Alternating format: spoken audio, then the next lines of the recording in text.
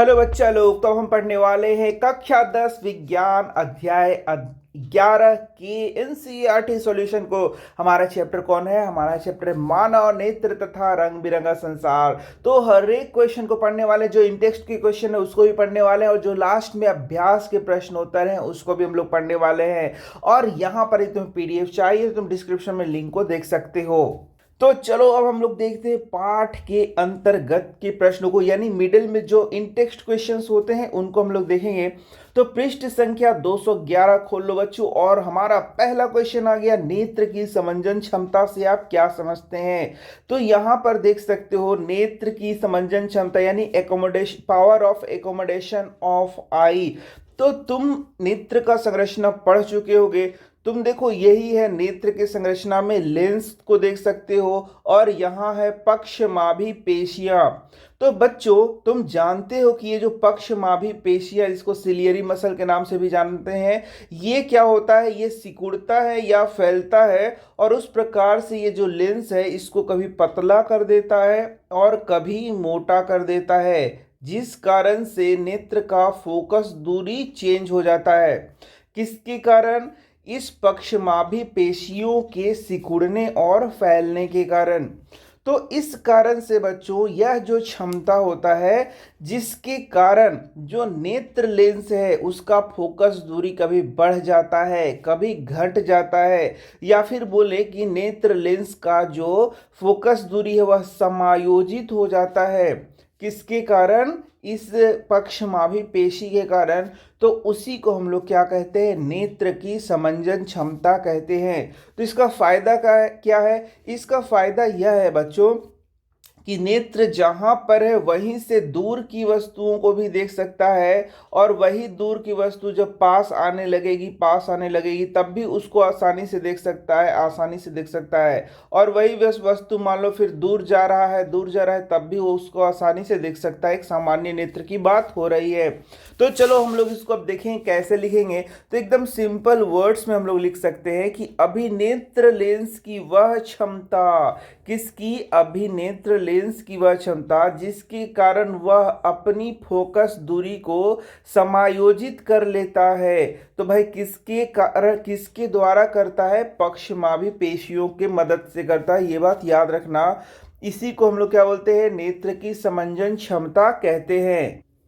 तो ये सीधे एनसीईआरटी का ही लाइन है, एकदम एनसीईआरटी में ऐसे ही लिखा हुआ है, और तुम लिख दोगे तो तुम्हें पूरा नंबर आ जाएगा कि अभिनेत्र लेंस की वह क्षमता।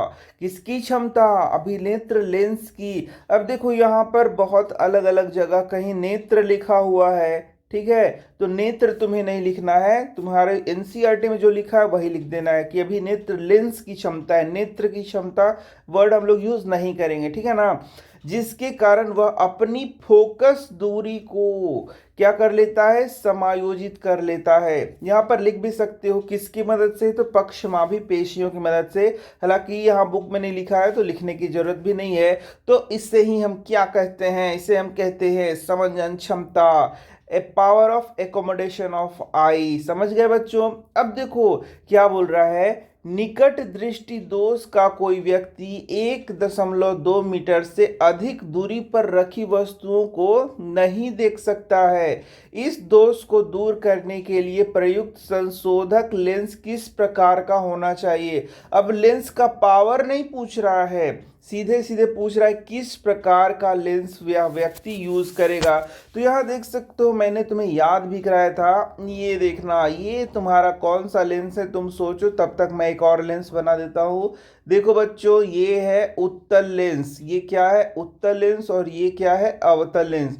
तो तुम उत्तल लेंस में देखोगे, ये जो है बड़ा है, यहां से यहां का चौड़ाई क्या है? बड़ा है, यानी दीर्घ इसका नाम हम लोग रख सकते हैं। और ये वाला जो यहाँ पर है उसका नाम हम लोग निकट रख सकते हैं। तो ये दो बात याद रखना, यानी इसके पतला होता है निकट होगा, और इसमें दूर होगा, दूर भी कह सकते हो, दूर भी इसका नाम कह सकते हो। तो इसी के नाम पर हम लोगों ने यहाँ याद कर लिया था कि निकट दृष्टि दोष में हम लोग अवतल लेंस का यूज करते हैं और दूर दृष्टि दोष में हम लोग उत्तल लेंस का यूज करते हैं। ये बात याद रखना, बस संशोधक लेंस है, ये तो एकदम आसानी से याद हो सकता है, नहीं तो एग्जाम में कंफ्यूजन हो जाता है कि कौन किस में प्रयोग करते हैं। अब बोल रहा है मानव नेत्र की सामान्य दृष्टि के लिए दूर बिंदु तथा निकट बिंदु नेत्र से कितने दूरी पर होते हैं। तो ये तो सिंपल क्वेश्चन है तुम्हारा, सिंपली तुमको बता देना है कि सामान्य दृष्टि के लिए दूर बिंदु क्या होता है, अनंत होता है, और निकट बिंदु 25 सेंटीमीटर होता है। ये डायरेक्ट लिख दोगे, लेकिन यदि विस्तार से मैं बता दूं तो वह न्यूनतम दूरी जिस पर रखी कोई वस्तु बिना किसी तनाव के अत्यधिक स्पष्ट देखी जाती है उसे सुस्पष्ट दर्शन की अल्पतम दूरी कहते हैं या नेत्र का निकट बिंदु कहते हैं। हालांकि इस प्रश्न में उतना डिटेल लिखने का जरूरत नहीं है, लेकिन तुम लिख भी सकते हो। और यह कितना है, 25 सेंटीमीटर होता है। तो क्या बोल रहा है, वह न्यूनतम दूरी जिस पर रखी कोई वस्तु बिना किसी तनाव के स्पष्ट रूप से देखी जाती है। मतलब यदि ये आंख है तो आंख के पास रखी हुई, मतलब सबसे कम दूरी। तो देखोगे तुम आंख के पास किसी वस्तु को यहाँ पर रख के देख सकते हो क्या, नहीं, एक तो धुंधला दिखाई देगा और दूसरा आंख में बहुत तनाव महसूस होगा। अब थोड़ा और दूर ले जाओ, थोड़ा और दूर ले जाओ, थोड़ा और दूर ले जाओ, तो तुम देखोगे कि लगभग 25 सेंटीमीटर पर ये जाएगा। यहाँ से यहाँ का दूरी कितना हो जाएगा, 25 सेंटीमीटर होगा। तब इसको साफ साफ भी दिखेगा और तनाव भी नहीं होगा, यानी कि आंख में सटा करके कोई वस्तु को हम लोग नहीं देख सकते हैं। तो यही हो गया तुम्हारा निकट बिंदु। क्या बोलता है, निकट बिंदु। और देखते हो तुम कि किसी किसी का निकट बिंदु दूर चला जाता है, यानी कि अब उसको 1 मीटर के बाद ही दिखेगा। यहाँ पर वस्तु को रखा जाएगा तभी उसको दिखेगा 1 मीटर। अब जितना भी उसका बढ़ गया है, किसी का 1 मीटर हो जाएगा, तो किसी का आधा मीटर भी हो सकता है, किसी का 1.5 मीटर भी हो सकता है। तो ये उसके नेत्र पर निर्भर करता है। तो इसी को हम लोग क्या बोलते हैं, इसी को हम लोग बोलते हैं कि उसको दृष्टि दोष हो गया है, और इसको हम लोग बोलते हैं दूर दृष्टि दोष। ये तुम्हें पता भी होगा, किसी को क्या बोलते हैं, दूर दृष्टि दोष, जिसमें नजदीक की वस्तु उसको दिखना बंद हो जाता है। ठीक है ना। तो उसका मतलब क्या हुआ कि अब उसको कोई भी चीज देखना है तो मान लो 1 मीटर उसका दूर बिंदु हो गया है किसी कारण, निकट बिंदु हो गया है किसी कारण से, दूर बिंदु नहीं निकट बिंदु याद रखना, कि यदि किसी कारण से उसका निकट बिंदु बेचारे का 1 मीटर हो गया है तो अब उसको 1 मीटर तक दूर रख करके पेपर पढ़ना पड़ेगा, या सुई में धागा लगाना पड़ेगा, या बुक पढ़ना पड़ेगा। तो क्या ये संभव है कि अपने आंख से 1 मीटर की दूरी या 1.5 मीटर की दूरी पर हाथ को एकदम खींच करके और तुम बुक को पढ़ सको, नहीं। तो उसी समय यहाँ चश्मा तुमको लगाना पड़ता है, ये सब तुम्हें पता ही होगा। तो बच्चों नॉर्मल आंख के लिए यानी कि 25 सेंटीमीटर तक हम लोग बोलते हैं कि निकट बिंदु है। अब देखोगे कि दूर बिंदु क्या है, तो एक नॉर्मल आंख के लिए दूर बिंदु अनंत दूरी है, यानी कि जहां तक तुम देख सको वहां साफ साफ दिख रहा है, तो वही अनंत दूरी को हम लोग क्या बोलेंगे, दूर बिंदु कहेंगे। तो ये 2 पॉइंट्स एकदम सिंपल था, मैंने पूरा थोड़ा डिटेल पढ़ा दिया। अब देखो अंतिम पंक्ति में बैठे किसी विद्यार्थी को श्याम पठ पढ़ने में कठिनाई होती है, यानी कि उसको दूर की वस्तु नहीं दिख रही है। तो तुम्हें पता ही है कि यदि दूर का वस्तु नहीं दिखता है तो उसको बोलते हैं निकट दृष्टि दोष। क्या बोलते हैं, निकट दृष्टि दोष। तो दूर का वस्तु नहीं दिख रहा है लेकिन उसको पास का वस्तु दिखेगा, पास का वस्तु दिखेगा, ठीक है, और दूर का वस्तु नहीं दिख रहा है तो उसे हम लोग कहते हैं निकट दृष्टि दोष। और तुम पता ही है कि निकट दृष्टि दोष के लिए उचित पावर का क्या करते हैं हम लोग, अवतल लेंस का उपयोग करते हैं। तो ये तो तुम आराम से लिख सकते हो। तो तुम्हें ऐसे ही एग्जाम में प्रश्नोत्तर को करना है कि पहले समझना है कि उसको दूर का नहीं दिखता है कि पास का नहीं दिखता है। यदि उसको दूर का नहीं दिख रहा है तो उसको निकट दृष्टि दोष है, और उसको पास का यदि नहीं दिखेगा, पास का नहीं दिखेगा, तो उसको दूरदृष्टि दोष है, बस इसको उलट देना है, दूरदृष्टि दोष है। बस सिंपल सा तो है, एकदम आसानी से याद कर सकते हो। तो विद्यार्थी को दूर का नहीं दिख रहा है, इसलिए निकट दृष्टि दोष से वह पीड़ित है। इस दोष को उपयुक्त क्षमता वाले यानी उपयुक्त पावर वाले, पावर का अवतल लेंस का उपयोग करते हैं हम लोग, यानी कॉनकेव लेंस का उपयोग करते हैं और उससे उसको संशोधित किया जाता है। समझ गए? अब आ गया हमारा अभ्यास का प्रश्न। देखा कितना आसान था सारा क्वेश्चन आंसर। तो पृष्ठ संख्या 219 खोल लीजिए और 219 का पहला प्रश्न क्या बोलता है कि मानव नेत्र अभिनेत्र लेंस की फोकस दूरी को समायोजित करके विभिन्न दूरियों पर रखी वस्तुओं को फोकसित कर सकता है और आसानी से देख सकता है। तो ऐसा कर हो पाने का क्या कारण है? तो सबसे पहले देखो, इन टेक्स्ट क्वेश्चन में भी सबसे पहला यही क्वेश्चन था कि समंजन क्षमता किसे कहते हैं, और यहाँ अभ्यास के प्रश्न में भी यही क्वेश्चन है कि समंजन क्षमता किसे कहते हैं। तो देखो, हम लोगों ने पढ़ा था कि जो अभिनेत्र लेंस है वह क्या करता है, अपने फोकस दूरी को कभी घटा लेता है, कभी बढ़ा लेता है और इस प्रकार से समायोजित करता है, एडजस्ट करता है, और इसी क्षमता को हम लोग क्या बोलते हैं, समंजन क्षमता।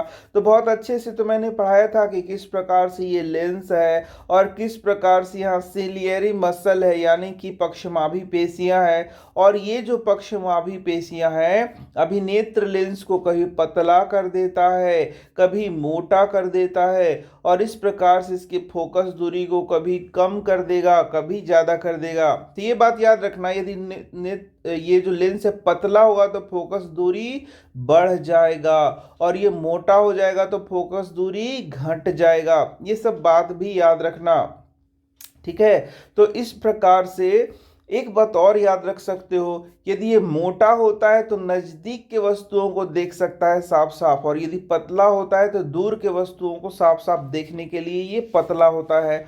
तो ये सारी बातें भी तुम दिमाग में रख सकते हो। चलो दूसरा प्रश्न, मानव नेत्र जिस भाग पर किसी वस्तु का प्रतिबिंब बनाता है वह क्या है? वह है रेटिना, जैसे तुम जानते ही हो। और रेटिना को हम लोग हिंदी में कहते हैं दृष्टि पटल। देखो बच्चों, रेटिना तुमने याद किया है, दृष्टि पटल वर्ड तुमको नहीं पता है तो तुम इसका आंसर नहीं कर सकते हो। और रंगीन भाग आइरिस होता है यानी कि परितारिका। नेत्र का रंगीन भाग कौन है? परितारिका है। और जानते हो कि आंख में जो प्रकाश जा रहा है उसका सबसे ज़्यादा जो रिफ्रैक्शन होता है यानी कि अपवर्तन होता है कॉर्निया से होकर के होता है। और कॉर्निया जानते हो कि क्या होता है बच्चों? ये एकदम पारदर्शी परत होता है आंख के सबसे बाहर का भाग का, और ये परितारिका और पुतली डिसाइड करता है कि आंख में कितना प्रकाश जाना चाहिए। यदि पुतली बड़ा हो जाएगा तो ज़्यादा प्रकाश जाएगा, पुतली छोटा हो जाएगा तो प्रकाश क्या होगा? कम जाएगा। तो यही देखते हो कि बीच में तुम्हारा पुतली होता है और बगल में क्या होता है? परितारिका। ये देखो, परितारिका जानते ही हो ना कि रंगीन भाग है। जैसे तुम्हारे आंख का रंग भूरा है, किसी का नीला है, किसी का हल्का हरा है, तो वह किसके कारण होता है? परितारिका यानी आइरिस के कारण होता है। अब सामान्य दृष्टि के वयस्क के लिए सुस्पष्ट दर्शन की अल्पतम दूरी ये 25 सेंटीमीटर होती है, जानते हो। और जो तुम्हारा दूर बिंदु, इसी को तुम्हारा निकट बिंदु के नाम से भी जानते हैं, और जो दूर बिंदु है वह होता है अनंत। अब देखो, अभिनेत्र लेंस की फोकस दूरी में परिवर्तन किया जाता है किसके द्वारा? तो पक्षमाभी पेशियों के द्वारा। जो अभिनेत्र लेंस, इससे बहुत ज़्यादा प्रश्न है, इसलिए मैं बोला कि एग्जाम में इससे संबंधित जरूर प्रश्न आएगा। ये देखो, यही पक्षमाभी पेशियां हैं जो नेत्र को क्या करती हैं? कभी पतला कभी मोटा कर सकती हैं। नेक्स्ट क्वेश्चन देख सकते हो। चलो तो क्वेश्चन नंबर 5 देखते हैं। भाई इस क्वेश्चन में काफी ट्विस्ट है, इसीलिए तुम्हें इसको ध्यान से देखना पड़ेगा। तो बोल रहा है किसी व्यक्ति को अपने दूर का जो दृष्टि है यानी दूर उसको साफ साफ नहीं दिखता है, उसको संशोधित करने के लिए -5.5 डायोप्टर क्षमता के लेंस की आवश्यकता है। यानी कि पावर बता रहा है, पावर क्या है? -5.5 डायोप्टर है। तो तुम देखो यदि यह माइनस पावर है, इसका मतलब वह अवतल लेंस का उपयोग कर रहा है, यानी कि उसको कौन सी बीमारी है, निकट दृष्टि दोष है, निकट दृष्टि दोष है। ठीक है, और इसलिए यहां पर बोल रहा है कि दूर का उसको साफ साफ नहीं दिख रहा है, दूर का दृष्टि उसका ठीक नहीं है। यानी निकट दृष्टि दोष में हम जानते हैं कि दूर का दृष्टि मतलब दूर का चीज साफ साफ नहीं दिखता है, दूर का दृष्टि साफ नहीं दिखता। ठीक है, यानी दूर का उसको प्रॉब्लम है, दूर का साफ साफ नहीं दिखता है और इसलिए उसको निकट दृष्टि दोष है और इसलिए अवतल लेंस का उपयोग किया जा रहा है। इसलिए यहाँ पर पावर क्या है, माइनस में है। तो बच्चों यहाँ पर देख सकते हो, बोलता है इसका जो दूर दृष्टि है, मतलब कि दूर का दृष्टि को साफ साफ दिख रहा है, उसको दूर का साफ साफ नहीं दिख रहा है, यानी कि उसको निकट दृष्टि दोष है। तो बोलता है उसके लिए सीधे सीधे क्वेश्चन बोल रहा है कि उसके लिए फोकस दूरी क्या है, इसी के लिए तुमको फोकस दूरी निकाल देना है। ठीक है, तो भाई इसके लिए फोकस दूरी तो तुम जानते ही हो कि फोकस दूरी क्वेश्चन मार्क, तो P बराबर क्या होता है बच्चों, 1/f होता है।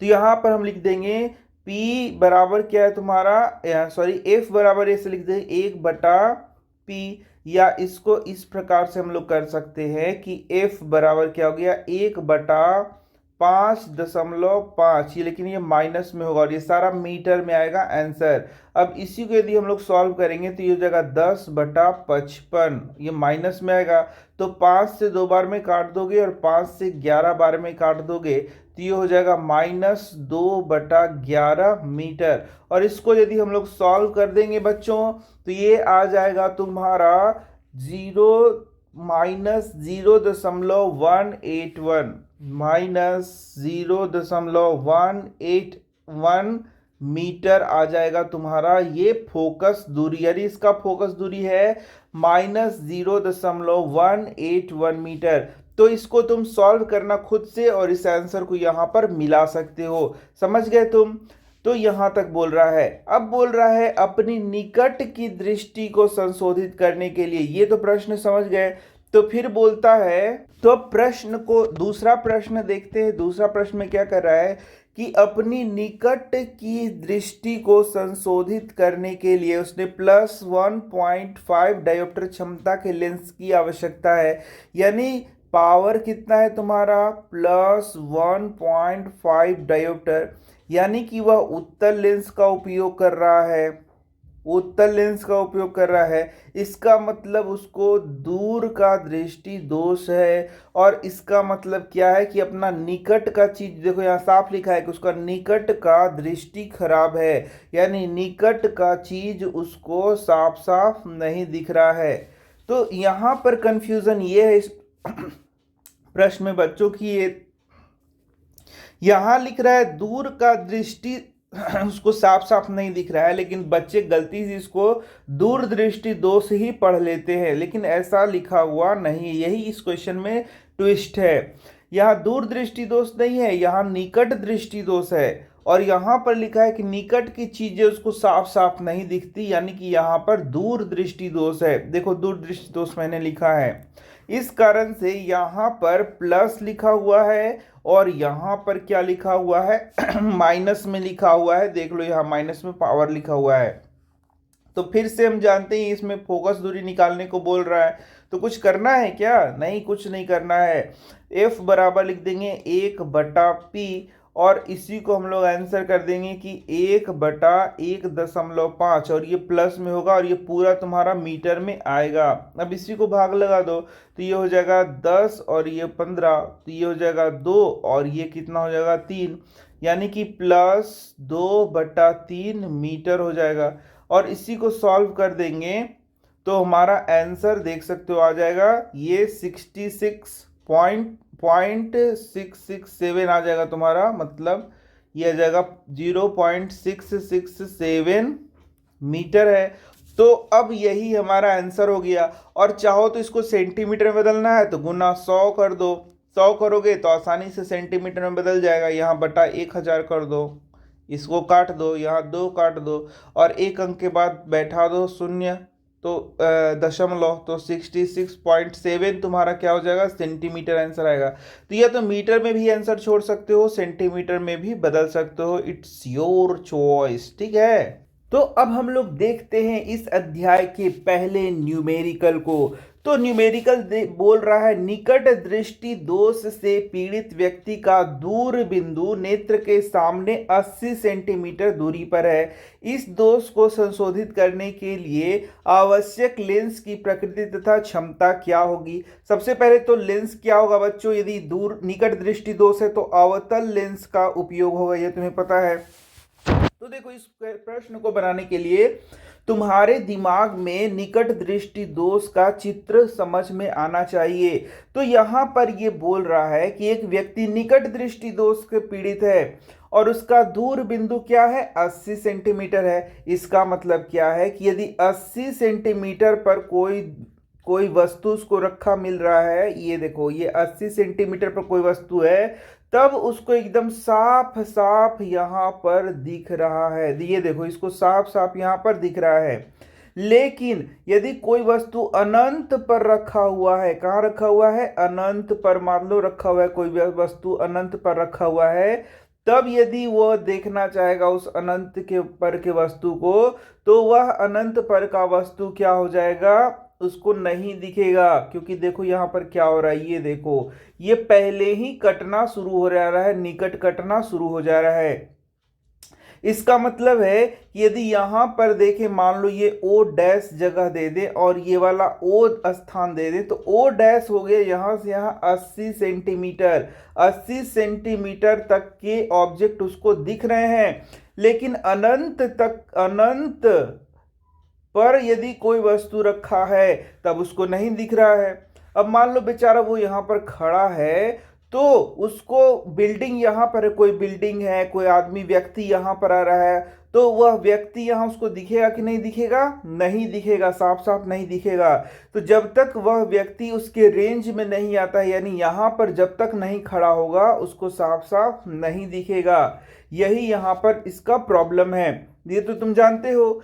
इसका मतलब क्या हो गया कि जब भी उसको कुछ चीज साफ साफ दिखना है तो यहां रहना चाहिए, यहां पर यदि है कोई चीज तभी उसको वह चीज दिखेगा। लेकिन वास्तव में मान लो कि कोई पेड़ है, इतना दूरी पर कोई क्या है, पेड़ है। मैं दूसरा रंग ले लेता हूं, यहां देखना, मान लो यहां पर कोई पेड़ है, तब तो उसको नहीं दिखेगा ये पेड़, क्योंकि वह पेड़ जो है सो उसके रेंज से 80 सेंटीमीटर से काफी दूरी पर है, तो वो बेचारा देख ही नहीं पाएगा साफ साफ। तो वो भाई डॉक्टर के पास जाएगा और डॉक्टर उसको क्या करेगा, एक लेंस देगा जिसको बोलेंगे अवतल लेंस। क्या बोलेंगे, अवतल लेंस। तो वो लेंस को चश्मा बना करके लगाएगा। तो अवतल लेंस क्या चमत्कार कर देगा बच्चों, अवतल लेंस चमत्कार कर देगा कि इस अवतल लेंस से दूरी u बराबर हो जाएगा, u बराबर अनंत पर कोई वस्तु को रख दिया जाएगा। u बराबर क्या हो जाएगा, अनंत, अनंत पर कोई वस्तु को रख दिया जाएगा। तो ये जो लेंस लगाया है उसने, वह 80 सेंटीमीटर के दूरी पर ही उसका चित्र को बना देगा, मतलब उसका ये इमेज को बना देगा 80 सेंटीमीटर पर। यानी वस्तु रहेगा दूर, लेकिन आंख को लगेगा कि अरे ये तो 80 सेंटीमीटर पर ही है, और 80 सेंटीमीटर पर तो वह देख ही सकता था। समझ गए, यानी वस्तु रहता है अनंत पर और उसका इमेज, ये वाला जो हम लोगों ने लेंस लिया है, वह उसका प्रतिबिंब कहाँ बना देता है, 80 सेंटीमीटर पर। यानी v बराबर क्या हो गया, -80 सेंटीमीटर पर उसका प्रतिबिंब बना देता है। तो वही पूछ रहा है। तो भाई ये जो लेंस है उसमें u बराबर क्या बोला, u बराबर बोला कि -इन्फिनिटी हो गया, अनंत हो गया। यानी कि वस्तु को कहाँ रखा गया है, अनंत दूरी पर रखा गया है। और बोला v बराबर कहाँ बनना चाहिए, तो -80 सेंटीमीटर पर बनना चाहिए। तो बोल रहा है ठीक है, तो बताइए f क्या होगा, उस ये जो लेंस यूज कर रहे हैं इसका फोकस दूरी क्या होगा। तो इसी को हम लोगों को क्या करना है, निकाल देना है। तुम अब समझ गए होगे बहुत अच्छे से कि इस प्रकार से इस आंख को बेवकूफ बना रहे हैं, बेवकूफ इसको बनाया जा रहा है। कैसे बेवकूफ बना रहे हैं कि वस्तु अनंत पर रहेगा, लेकिन इस आंख को लगेगा कि अरे वस्तु तो यहाँ है, 80 सेंटीमीटर की दूरी पर है। ये आंख को कैसे लग रहा है? इस लेंस के कारण लग रहा है जो हम लोग यहाँ यूज कर रहे हैं। यानी ये जो लेंस है वो 80 वो अनंत पर रखी वस्तुओं का भी प्रतिबिंब क्या बना दे रहा है? 80 सेंटीमीटर पर बना दे रहा है। और ये जो आंख है इसी को फिर देखता है 80 सेंटीमीटर पर जो दूरी पर रखा हुआ है। आंख इसको नहीं देख रहा बल्कि यहाँ पर देख रहा है। आंख यहाँ इस रेंज को देख पाता है और फिर वह जो इमेज है उसको साफ साफ दिखता है। इसका मतलब हम लोग को क्या निकालना है? एफ। तो एफ अब हम लोग निकाल सकते हैं। ये देखो, तो लेंस फॉर्मूला से हम लोग जानते हैं, ये देखो यदि हम लोग लेंस फॉर्मूला लगाएं तो लेंस फॉर्मूला से क्या हो जाएगा बच्चों? 1/f बराबर 1/v माइनस 1/u। ये तो तुम जानते हो, तो 1/f ही तुम्हें निकालना है। अब थोड़ा सा यहाँ देख सकते हो, यहाँ 1/v है, तो 1/v के जगह क्या लिखा हुआ है? -80 है। ठीक है, इसको ऐसे ही लिखना है। माइनस की जगह माइनस लिख देंगे और 1/u के जगह लिख देंगे माइनस अनंत लिख देंगे। ठीक है, तो इस प्रकार से ये माइनस अनंत लिख देंगे। अब 1/f को लिखेंगे f और इसको लिख देंगे -1/80 और ये हो जाएगा +1/अनंत, ऐसे लिख देंगे।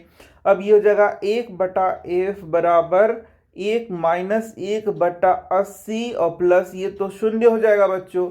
ठीक है ना। अब f यदि निकालेंगे तो ये हो जाएगा तुम्हारा 80 सेंटीमीटर। समझ गए?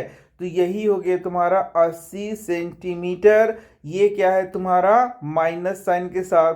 अब माइनस साइन के साथ है, इसका मतलब है कि ये जो f है तुम्हारा फोकस दूरी है, ये है तुम्हारा अवतल लेंस का। यही तुम्हारा निशान है कि यहाँ माइनस आया है कि प्लस। यदि प्लस आता तो तुम्हारा गलती हो जाता। तो भाई अब यदि मान लो कि पावर निकालना है कि उस लेंस का क्षमता बताइए, तो क्षमता कितना हो जाएगा लेंस का? तो लेंस का क्षमता हम लोग जानते हैं P बराबर 1/f मीटर में। तो यहाँ लिख देंगे हम लोग, क्या लिख देंगे? P बराबर 1/80 और ये देखो माइनस साइन के साथ ही तुम्हें लिखना होगा, ये बात याद रखना। तो ऊपर में 100 से गुना कर देंगे तो ये मीटर में बदल जाएगा, यानी कि ये इस तरीके से कट जाएगा। तो हो जाएगा P बराबर -10/8 और बराबर कर देंगे तो ये हो जाएगा -1.25 डायोप्टर। तो यही हमारा क्या हो जाएगा? आंसर हो जाएगा। समझ गए? इस प्रकार से इस प्रश्न को हम लोग बना सकते हैं। अब देखो बोल रहा है चित्र बनाकर दर्शाइए कि दीर्घ दृष्टि दोष को कैसे संशोधित किया जाता है। तो बच्चों दीर्घ दृष्टि दोष के लिए हम लोग क्या जानते हैं कि मान लो क्या है, ये है तुम्हारा आंख, इस प्रकार से आंख है। तो आंख में दीर्घ दृष्टि दोष में क्या होता है कि निकट की चीजें साफ साफ नहीं दिखती। यानी कि मान लो कि ये है तुम्हारा ओ डैश है, ये है तुम्हारा 25 सेंटीमीटर, यहाँ से यहाँ कितना है? 25 सेंटीमीटर यहाँ से यहाँ है। तो यहाँ पर यदि कोई वस्तु को रखेंगे तो वो क्या होगा? दूर इस प्रकार से कटना शुरू हो जाता है, यानी साफ साफ वो दिखता नहीं है। मतलब ये यहाँ पर कटेगा तो व्यक्ति को वो चीज़ साफ साफ नहीं दिखेगा। तो वो कैसे दिखेगा? जब उसको ये दूर ले जाएगा, यानी मान लो कि ओ पर ले जाएगा, तब उसको ये क्या होगा? साफ साफ दिखेगा। इसका मतलब क्या हो गया कि निकट बिंदु उसका दूर चला गया है, यही उसको प्रॉब्लम हो गया है। तो वहां पर क्या करता है? वह एक लेंस का उपयोग करता है और वो जो लेंस है उसका नाम क्या है? उसका नाम है उत्तल लेंस। तो उत्तल लेंस क्या करेगा कि यदि वस्तु को यहां रख दिया जाए तो उसका जो प्रतिबिंब है वह बना देगा यहाँ पर वो उसका क्या कर देगा? प्रतिबिंब बना देगा। और जब इसका प्रतिबिंब यहाँ पर बना देगा तो यहाँ पर इस आंख को लगे कि अरे वो तो यहाँ पर रखा हुआ है और उस आंख को वहां पर दिखता ही था। तो इस प्रकार से वो क्या करेगा? इसको देख लेगा। यानी कि हमने वस्तु को यहाँ पर रखा है, लेकिन आंख को लग रहा है कि वस्तु यहाँ पर है। ये आंख को लग रहा है कैसे लग रहा है? इस लेंस के कारण लग रहा है। और आँख को लग रहा है कि यहाँ पर है, और यहाँ का आँख पहले से ही देख पाता था, पहले से देख पाता था, क्योंकि आँख खराब हो गया था ना, आँख खराब हो गया था, आँख में दीर्घ दृष्टि दोष हो गया था। और इस दीर्घ दृष्टि दोष के कारण बेचारा यहीं पर यहाँ के चीज रखी वस्तुओं को देख पाता था, यहाँ पर जो भी रख देते वो देख लेता। लेकिन यदि वस्तु को हम लोग यहाँ 25 सेंटीमीटर पर रखते तो उसको दिखता ही नहीं था।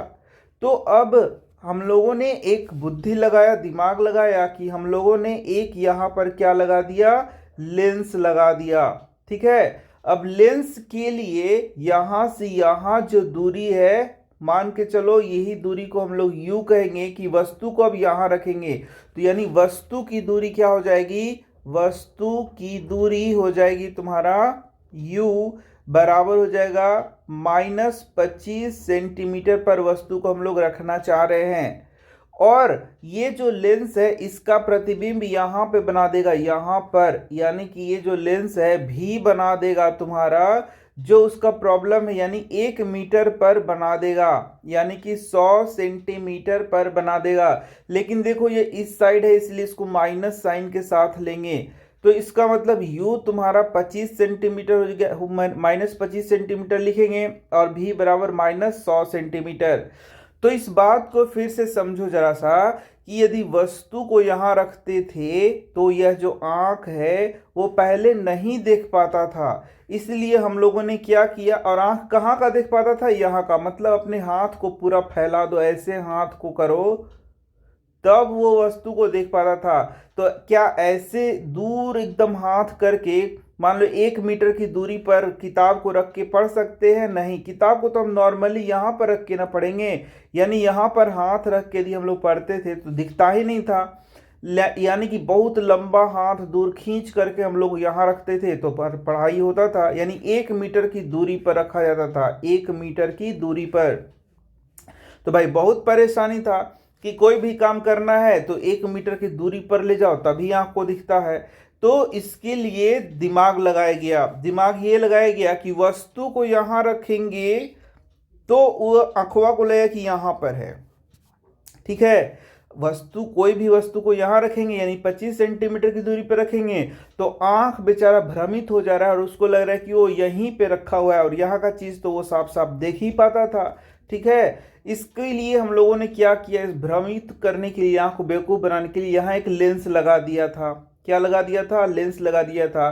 तो ये जो लेंस है वो क्या करता है कि कोई भी चीज़ को जब यहाँ पे रखते हैं तो उसका प्रतिबिंब को यहाँ पर बना देता है, और यही प्रतिबिंब को आँख साफ साफ देख पाता है, और इस प्रकार से आँख का यहाँ पर क्या हो जाता है? इलाज हो जाता है।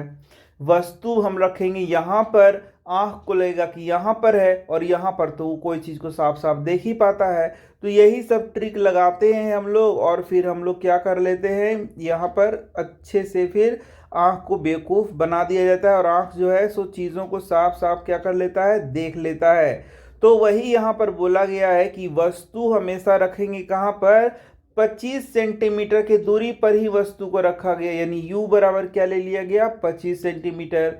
और इस लेंस के द्वारा उसका भी यानी प्रतिबिंब कहाँ बना दिया गया? 100 सेंटीमीटर की दूरी पर। तो अब बोल रहा है इस लेंस का फोकस दूरी निकाल दीजिए जरा सा, तो हम लोग निकाल देंगे। तो हम लोग जानते हैं, ये देखो यही जो चित्र है इसी को दिखाया गया है कि वस्तु को हमेशा रखेंगे 25 सेंटीमीटर पर। ठीक है, और इसका प्रतिबिंब बन जाएगा 1 मीटर पर। ठीक है, और यहाँ वाला जो भी चीज़ रखते थे वो आँख जो है साफ साफ देख पाता था। देखो ऐसे करके यहाँ पर वो साफ साफ देख पाता था, यानी आँख को लगेगा कि वो वस्तु यहाँ रखा है, लेकिन हम जो है वस्तु को यहीं रखेंगे और आसानी से काम को कर सकेंगे। तो इस प्रकार से यदि हम देखें यहाँ पर तो u बराबर क्या हो गया? -25 सेंटीमीटर हम वस्तु को रखेंगे, और वह जो लेंस है उसका भी बना देगा -100 सेंटीमीटर पर बना देगा। तो आँख बेवकूफ़ बन जाएगा और उसको लगेगा कि 100 सेंटीमीटर पर ही वस्तु रखा हुआ है और साफ साफ दिखेगा। तो F बोल रहा है कि कितना होगा और साथ ही पावर कितना होगा। तो बस हम लोग लिख लेंगे लेंस फार्मूला के द्वारा। लेंस सूत्र से हम लोग जानते हैं क्या, 1/f बराबर 1/v-1/u। तो 1/f बराबर लिख देंगे 1/v कितना हो गया, -100 सेंटीमीटर। ये -100 सेंटीमीटर है, पता चल रहा है ना। अब देखना -1/-u तो -25 लिख देंगे, ऐसे ब्रैकेट डाल देंगे। तो 1/f बराबर हो जाएगा तुम्हारा 1/-100 प्लस 1/25 हो जाएगा। अब 1/f निकालेंगे तो लिखेंगे 1/25 माइनस 1/100। तो अब इसको करेंगे तो ये हो जाएगा 100, 25 चौका 100 माइनस 100 एकम 100। तो 1/f लिख देंगे, 1/f बराबर क्या आ जाएगा, ये 3/100 हो जाएगा। इस प्रकार से हम लोग यहाँ पर क्या करेंगे, इसको निकाल सकते हैं। तो f बराबर क्या हो गया तुम्हारा 100/3 सेंटीमीटर हो जाएगा। ठीक है, अब हम लोग को पावर निकालना है। तो पावर बराबर होता है 1/f मीटर में। तो हम लोग लिखेंगे 1/100/3, और इसको हम लोग मीटर में बदलने के लिए क्या करते हैं, 100 से भाग लगाते हैं। तो 100 से भाग लगाएंगे तो ऊपर 100 ऐसे आ जाएगा। तो बराबर हो जाएगा 1/100 गुना 100, और यहाँ पर हो जाएगा ये वाला हो जाएगा तुम्हारा, ये वाला ऊपर चला जाएगा तो गुना क्या हो जाएगा 3। तो इस तरीके से 3 डायोप्टर क्या हो जाएगा, आंसर हो जाएगा। अब ध्यान देना कि ये प्लस में आ रहा है, इसलिए यदि ये प्लस में आ रहा है तो हमारा जो आंसर है वह यह है कि ये है उत्तल लेंस। क्या है बच्चों, उत्तल लेंस का उपयोग हम लोगों ने किया है, क्योंकि ये प्लस में आंसर है। यहाँ भी देख लो ये प्लस में आया है, तो फोकस दूरी प्लस में यानी उत्तल लेंस है। तो यहाँ भी देख सकते हो कि हम लोगों ने किसका यूज किया है, उत्तल लेंस का ही यूज किया है, और आंख को बेवकूफ बनाया है। समझ गए। तो इस प्रकार से हमारा आंसर है +3 डायोप्टर, जैसे मैंने तुम्हें बता दिया। अब यहाँ पर देखो कि एक सामान्य नेत्र 25 सेंटीमीटर से निकट रखी वस्तुओं को स्पष्ट क्यों नहीं देख पाता है। तो भाई सिंपल सा बात है, यदि 25 सेंटीमीटर से पहले ऑब्जेक्ट को रखेंगे तो हमारा आंख का जो समंजन क्षमता है इतना नहीं है कि उसका जो प्रतिबिंब है वह रेटिना पर बना सके। ठीक है, और रेटिना पर यदि प्रतिबिंब नहीं बनेगा तो हम लोग उसको साफ साफ नहीं देख पाएंगे। तो यही आंसर लिखना है। तो एक सामान्य नेत्र 25 सेंटीमीटर से निकट वस्तुओं को स्पष्ट नहीं देख पाता, क्योंकि नेत्र की पक्षमाभी पेशियां जो है एक निश्चित सीमा के बाद सिकुड़ने में असमर्थ हो जाती हैं, और वस्तु का प्रतिबिंब तुम्हारा रेटिना पर नहीं बन पाता है, और इस कारण से उस वस्तु को हम लोग क्लियरली नहीं देख पाते हैं। तो ये सीधा सा छोटा सा क्वेश्चन था, इसको आसानी से तुम बना सकते हो। तो चलो अपने नेक्स्ट क्वेश्चन को देखते हैं। ये बोलो, जब हम नेत्र से किसी वस्तु की दूरी को बढ़ा देते हैं तो नेत्र में प्रतिबिंब दूरी का क्या होता है। तो बात क्लियर है कि यदि एक यह सामान्य आंख है तो तुम जानते हो कि इस लेंस के इधर देखो ये क्या है, तुम्हारा पक्षमाभी पेशियां हैं, और ये पक्षमाभी पेशियां क्या करती हैं, इस लेंस को समायोजित करके इसके फोकस दूरी को कम करती हैं या कभी ज़्यादा करती हैं, ताकि वस्तु कहीं भी रहे, या तो अनंत पे हो और अनंत से पास आते जाए, पास आते जाए, पास आते जाए, पास आते जाए, वस्तु कहीं भी हो। आंख एकदम एक जगह मान लो है, आंख यहीं पर स्थित है, मतलब वह जो व्यक्ति एक जगह खड़ा है और कोई अनंत से कोई वस्तु उसके पास आ रहा है, मान लो कोई कार ही उसके पास आ रहा है, तो वह स्पष्ट रूप से उसको किसी भी जगह देख पाता है। यानी प्रत्येक जगह जो तुम्हारा इमेज है यानी कि प्रतिबिंब है वह कहाँ बनता है, रेटिना पर ही बनेगा। चाहे वस्तु कहीं भी आ जाए, हमेशा उसका प्रतिबिंब कहाँ बनेगा, रेटिना पे ही बनेगा। ये को वस्तु यहाँ भी आ गया तो प्रतिबिंब रेटिना पर ही बनेगा। यानी 25 सेंटीमीटर तक, 25 सेंटीमीटर के बाद और अनंत के पहले वस्तु कहीं भी रखा रहे, उसका प्रतिबिंब हमेशा कहाँ बनेगा, रेटिना पे बनेगा, और व्यक्ति को वह वस्तु स्पष्ट दिखाई देगा। स्पष्ट या फिर साफ साफ क्या होगा, दिखाई देगा। ठीक है, तो ये कैसे हो पा रहा है? यह समायोजन क्षमता के कारण हो रहा है, जो कि लेंस का ये क्षमता है कि इसके द्वारा उसका लेंस समायोजित हो रहा है, तो पक्षमाभी पेशियों के द्वारा समायोजित हो रहा है। और यदि ऐसा हो रहा है तो हम बोलेंगे वह एक सामान्य नेत्र है, उसमें कोई प्रॉब्लम नहीं है।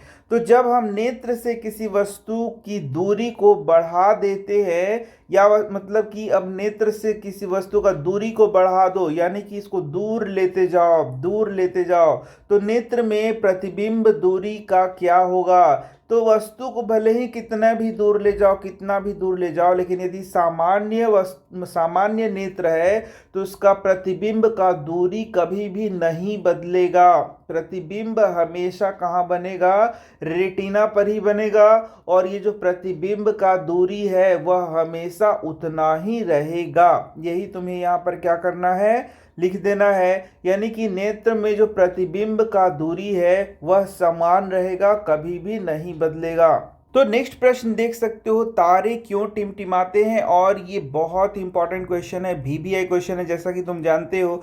तो भाई इसको हम लोग कैसे लिखेंगे? तो इसके लिए कुछ पॉइंट्स हम लोग को ध्यान में रखना है, और उसी को बना करके अपने आंसर में उन पॉइंट्स को समावेशित जरूर करना है। तो सबसे पहला पॉइंट तो ये है कि तारा जो है प्रकाश का क्या है? वह बिंदु स्रोत है। प्रकाश का बिंदु स्रोत जरूर तुमको लिख देना है, ये बात जरूर याद रखना। तो जब प्रकाश स्रोत मतलब ये बिंदु स्रोत है और काफी दूर भी है, दोनों बात लिख देना है। तो बिंदु स्रोत हो गया और दूर हो गया। तो जब ये प्रकाश की किरणें वायुमंडल की विभिन्न परतों से होकर आती हैं, तो दूसरा पॉइंट क्या हो गया कि वायुमंडल की विभिन्न परतों से होकर के हमारे आंखों में प्रवेश करता है, जिसका विभिन्न परतों का अपवर्तनांक क्या होता है? अलग अलग होता है, जिससे कि इस प्रकाश किरणों का क्या होता है? अपवर्तन होता है। ठीक है।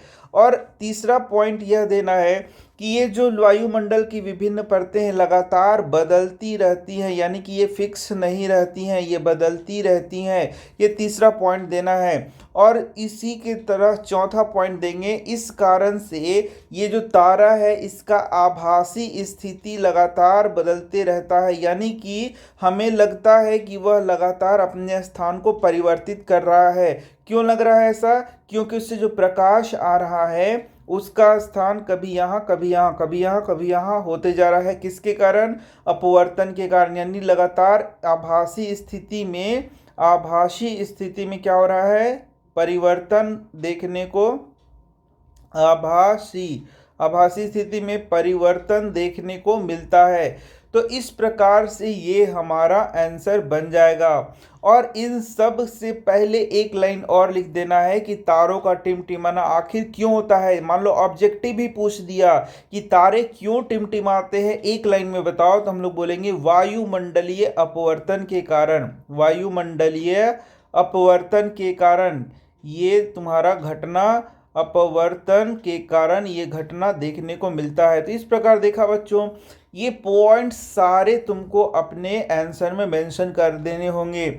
तो भाई इसका आंसर तो बहुत बच्चे बहुत तरीके से कर देते हैं, लेकिन उनको नंबर नहीं मिलेगा। नंबर क्यों नहीं मिलेगा? क्योंकि ये सारे पॉइंट्स तुमने अपने आंसर में लिखे ही नहीं हैं। ऊट पटांग चीज़ें लिख दोगे तो नंबर कैसे मिलेगा? तो सबसे पहले तो हम लोग आंसर की शुरुआत यहीं से करेंगे कि तारे हमारे नेत्रों को वायुमंडलीय अपवर्तन के कारण टिमटिमाते हुए दिखाई देते हैं। या इस प्रकार से भी लिख सकते हो कि तारे वायुमंडलीय अपवर्तन के कारण हमें टिमटिमाते हुए दिखाई पड़ते हैं। अब देखो कि जो तारे हैं वो प्रकाश के क्या है? बिंदु स्रोत के सन्निकट हैं, ये बात हम लोगों को लिख देना है। तारों से आने वाली प्रकाश किरण का पथ थोड़ा थोड़ा परिवर्तित होता रहता है, क्योंकि वे जो है वायुमंडल के विभिन्न अपवर्तनांक वाले परतों से होकर के गुजरते हैं, और प्रकाश किरणों का लगातार अपवर्तन होते रहता है। साथ ही साथ वायुमंडल की ये जो विभिन्न परतें हैं वे हमेशा बदलती रहती हैं, वह फिक्स नहीं होती हैं, निश्चित नहीं होती है। इस कारण से लगातार परिवर्तन होने के का मतलब लगातार अपवर्तन होने के कारण जो तारों की आभासी स्थिति है वह विचलित होते रहती है। मतलब ये जो लास्ट पॉइंट है, यानी कि तारों की आभासी स्थिति में हमेशा क्या होता है, परिवर्तन होते रहता है, तथा आंखों में प्रवेश करने वाली तारों के प्रकाश की मात्रा झिलमिलाते रहती है, जिसके कारण कभी तारा चमकीला प्रतीत होता है तो कभी धुंधला। ठीक है, कभी ये चमकीला प्रतीत होगा तो कभी धुंधला, जो कि एक टिमटिमाहट को यहाँ पर दिखाता है।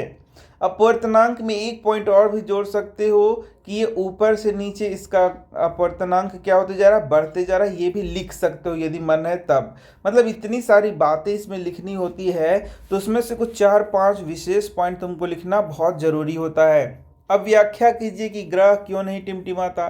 तो इसमें भी पॉइंट्स तुम्हें लिखना होगा। सबसे पहला पॉइंट यही है कि ये बिंदु स्रोत नहीं होता है। ग्रह को हम लोग बिंदु स्रोत नहीं मानते हैं, ये विस्तृत स्रोत होता है। कैसा होता है, विस्तृत स्रोत होता है। तो इस प्रकार से दूसरा पॉइंट कहेंगे कि ग्रह नज़दीक भी होता है। क्या होता है, नज़दीक। ये 2 पॉइंट्स बना के लिखेंगे। मतलब इन पॉइंट्स को हम लोगों को क्या करना होगा, शामिल करना होगा। अब ये जो चौथा पॉइंट है वो यहाँ लिखा ही हुआ है, उसी को बहुत अच्छे से लिख देना है तुम्हारा तीसरा पॉइंट को, और तुम्हारा आंसर बन जाएगा। ये एग्जाम में उतना आता भी नहीं है, लेकिन तुम्हें यदि तुम्हें जानना तो चाहिए ना। तो ग्रह पृथ्वी के पास है, देखो ये नज़दीक है, और इसलिए उन्हें विस्तृत स्रोत की भांति हम लोग मानते हैं, यानी कि वो बिंदु स्रोत की भांति हम लोग नहीं मानते। या फिर बोलें कि ग्रह जो है वो बिंदु साइज के अनेक प्रकाश स्रोतों का क्या है, संग्रह है। ठीक है, तो इस प्रकार से जो बिंदु साइज के प्रकाश स्रोत से हमारे नेत्रों में प्रकाश प्रवेश करता है, उसका मात्रा का कुल परिवर्तन का औसत मान शून्य हो जाता है। यही तीसरा पॉइंट मैं बता रहा था कि बिंदु स्रोत बिंदु स्रोत बिंदु स्रोत बिंदु स्रोत, इस तरीके से सारे बिंदु स्रोत यदि माने, उसका एक गुच्छा माने, तो सारे से होकर के प्रकाश का जो अपवर्तन हो रहा है और अपवर्तन होकर के वो हमारे आंखों तक पहुंच रहा है, तो इसका औसत मान हम लोग शून्य मान लेते हैं। औसत मान शून्य मान लेते हैं। क्या मान लेते हैं, औसत मान शून्य मान लेते हैं। इस कारण ग्रहों के टिमटिमाने का प्रभाव निष्प्रभावित हो जाएगा और हमें ग्रह टिमटिमाते हुए नहीं दिखते हैं। क्लियर हो गया। अब सूर्योदय के समय सूर्य रक्ताभ क्यों प्रतीत होता है। तो यदि 1 नंबर में ये क्वेश्चन आ जाए तो सीधे लिखेंगे कि ये प्रकाश के प्रकीर्णन के कारण होता है। किसके कारण होता है, प्रकाश के प्रकीर्णन का। तो जब देखोगे सूर्योदय के समय सूर्य क्षितिज में होता है, और सूर्योदय या सूर्यास्त के समय, और हमसे काफ़ी दूरी पर होता है। हमसे क्या होता है, काफ़ी दूरी पर होता है। तो जब इससे विभिन्न तरंग दैर्ध्य के प्रकाश हमारे आँखों में पहुँचते हैं, हमारे आँखों तक पहुँचने वाले होते हैं, तो उसमें जिसका तरंग दैर्ध्य ज़्यादा होता है, उसका प्रकीर्णन क्या होता है, प्रकीर्णन कम होता है। जैसे कि लाल रंग हो गया तुम्हारा, तो लाल रंग का तरंग दैर्ध्य ज़्यादा होता है, इसलिए उसका प्रकीर्णन क्या होता है, कम होता है, और वो हमारी आँखों तक पहुँचता है। लेकिन जिसका तरंग दैर्ध्य कम होता है उसका प्रकीर्णन ज़्यादा होता है। जैसे कि शेष जो रंग है उनका, तो लाल हो गया, नारंगी हो गया, इसका तरंग दैर्ध्य ज़्यादा होगा, और इस प्रकार से ये किरणें हमारे आंखों तक पहुंच जाएंगी। लेकिन बाकी जो शेष किरणें हैं उसका क्या हो जाएगा, वायुमंडल में उसका प्रकीर्णन हो जाएगा। वायुमंडल के कणों के द्वारा क्या हो जाएगा, प्रकीर्णन हो जाएगा, और वे हमारे आंखों तक नहीं पहुंच पाती हैं। इस कारण से हमें जो सूर्य है, सूर्योदय और सूर्यास्त के समय कैसा दिखता है, रक्ताभ प्रतीत होता है, यानी लाल रंग का दिखता है। देखा तुमने कौन कौन से पॉइंट डालने हैं, तो ये पॉइंट्स जरूर डालना है। इसके बाद तुम्हें यह भी जानना है कि ये काफ़ी दूरी से आता है। क्षितिज के समीप स्थित सूर्य से आने वाला प्रकाश हमारे नेत्रों तक पहुंचने से पहले पृथ्वी के वायुमंडल में वायु की मोटी परतों से होकर गुजरता है, फिर हमारे आंखों तक पहुंचता है।